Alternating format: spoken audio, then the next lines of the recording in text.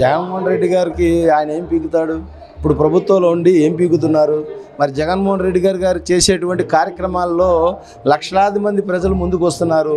నిన్న కాక మొన్న మెడికల్ కాలేజీల మీద ఉద్యమం జగన్మోహన్ రెడ్డి గారి పిలుపు మేరకు 1 కోటి పైచిలుకు అందరూ బయటకు వచ్చేసి మరి నిరసన కార్యక్రమంలో పాల్గొన్నారు, సంతకాల సేకరణ చేశారు.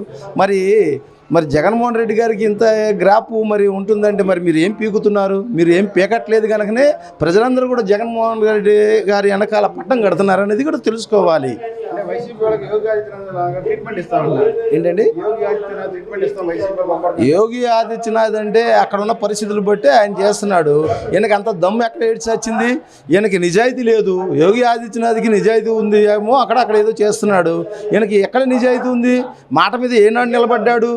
ఆ రోజున అందరికీ కూడా అండగా ఉంటానన్నాడు, పేద ప్రజలకు అండగా ఉంటానన్నాడు. ఏనాడైనా కానీ జనాల మధ్యకి మన చంద్రబాబు నాయుడు కానీ పవన్ కళ్యాణ్ కానీ ఏనాడైనా వస్తున్నాడు? ఆ కారు మీద షికార్లు కొట్టడం, చేతులు ఓడడం, రోడ్డు మీద పడుకోవడం తప్ప ఏముంది?